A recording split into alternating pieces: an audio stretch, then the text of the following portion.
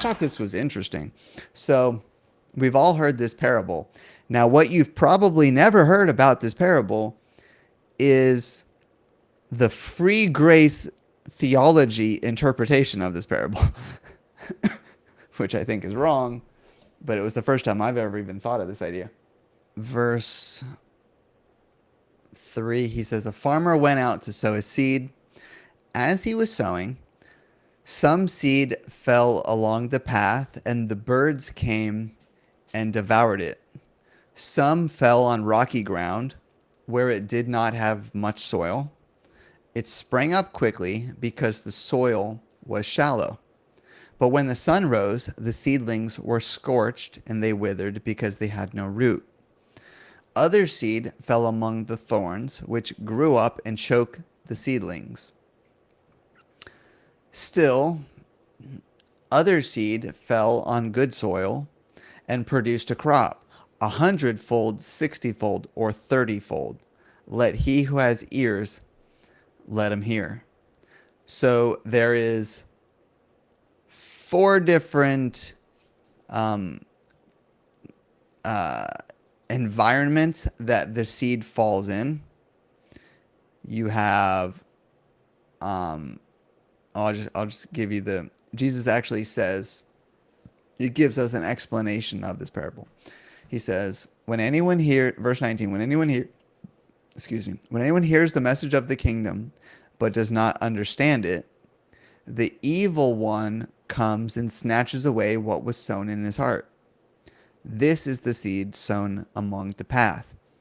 The seed sown on rocky ground is the one who hears the word and promptly receives it with joy. But since he has no root, he remains for only a season. When trouble or persecution comes, because of the word, he quickly falls away. The seed sown among the thorns is the one who hears the word, but the worries of this life and the deceitfulness of wealth choke the word, and it becomes unfruitful. But the seed sown on good soil is the one who hears the word and understands it. He indeed bears fruit and produces a crop, 100-fold, 60-fold, or 30-fold. So how this has always been understood from definitely a Protestant perspective, probably from an even Catholic or just a general Christian one as well, is that these 4 seeds, these 4 different locations for the seed represent, like the first 3 are not saved people, right? You have the first, and then the last one is saved. The free grace theology interpretation I heard, I don't remember the guy's name. I could find it if you guys want to know, but he's one of the people who's part of one of these ministries that I looked at. He taught a video, and I saw it on YouTube. He said, in their interpretation, the first 3 were saved, and only the last 3 were saved, and just the first one was not saved. Isn't that different? Have you guys ever heard of such an idea? So let's unpack it. So here, and this is Jesus' explanation, right? When anyone hears the message of the kingdom, but does not understand it, they don't even understand. The evil one comes, snatches away what was sown in his heart. That one clearly not saved. They don't even understand it. Option, number 2. Is this an unsaved person, or is this a fruitful, or a person who's saved but just not bearing all the fruit that they could be, right? They're just not being obedient yet. They're just not becoming sanctified yet all the way. But they're still saved, still born again, still belong to God, still eternally assured of salvation, just because of Jesus. The seed sown on rocky ground is, first off, what seed grows on rocky ground? Like, no farmer hearing this is like, yeah, we'll have some, there's some fruit there still. Like, yeah, but, just we won't get as much. Anyways, on the rocky ground is the one who hears the word and promptly receives it with joy. They hear it. It sounds good to them. Sounds like a good thing. They receive it with joy. Sounds like a good message. Jesus died for my sins. He wants to give me eternal life. He wants to give me eternal treasures. He wants to take away all my pain and all depression and get rid of all demons and I could just have whatever I want. My best life now. I get to no pain, no suffering. I get to see all my loved ones and just everything I could ever want in life. I can have that if I believe in Jesus. Well, that sounds amazing. Why would I not? Why would anyone say no to that? Right? But since he has no root, he remains for only a season. When trouble or persecution comes because of the word, he falls away. Quickly falls away. Is that a saved person? Someone who only believes in Jesus because they get whatever they want, but they're not going to endure persecution for him. They're not going to go through any kind of trouble as a result of following him. In fact, he doesn't just bear less fruit. He falls away. He stops believing altogether. When he can't have the best life now, he doesn't want to follow Jesus anymore. He doesn't believe in Jesus. A lot of people do this. People say, I used to follow Jesus. I did a mission trip and this and that, but now I'm an atheist. Well, then you didn't believe in Jesus. Not really. You may have believed in the idea of Jesus, but if you now think he doesn't exist, I'm more likely to actually have compassion for the person who says, I don't follow Jesus anymore. I had hardship in my life and it was just too hard. I wasn't ready to make the commitment to him. And so now I don't know where I am. I guess I'm on my way to hell, but I'm just not in the right place with God right now. Versus somebody who's like, well, I don't even believe in God anymore. Like God's not real. Well, if a person lived in my house with me for a decade and it got hard to live with them and I said, I don't want you to live here anymore, I wouldn't say they don't exist. I would just say I don't want to live with them anymore. So if you fall away from Jesus, if you abandon ship and say, I don't believe in him anymore, I want nothing to do with him,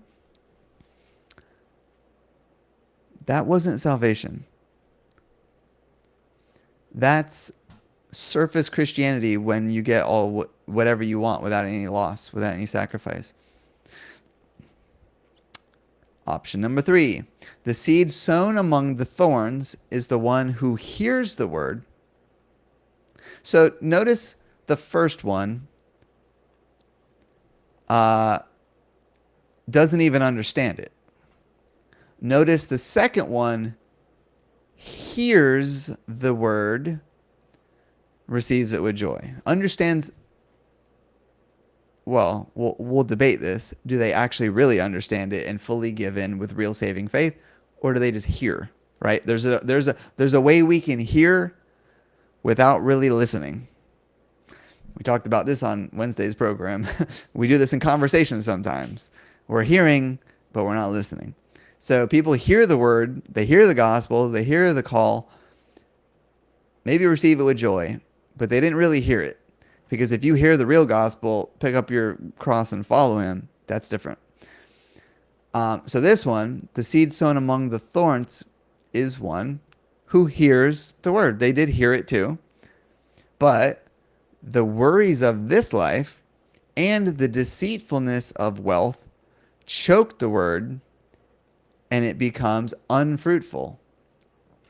Now, maybe I would be willing to consider the possibility that this could be a saved person that's just very spiritually immature still. But ultimately, This parable is not meant to teach us stages of development. The seed sown among the thorns doesn't become a plant that over time gradually tears away through the thorns and after 10 years surfaces to the surface, and it pushes the thorns out of the way and it makes it eventually. That's not what it's saying. It chokes it out. The word dies there. It dies. It never reaches the surface. And over time, the thorns stay thorns. And that thing chokes it out. And it dies there. It becomes unfruitful. Not less fruitful, unfruitful. It doesn't bear a fruit. So that's not a saved person. That's not just somebody who's just not on fire for the Lord. That is someone who is living for this life and for wealth. But the seed sown on good soil is the one who hears the word. So here's the thing. Hears the word and understands it.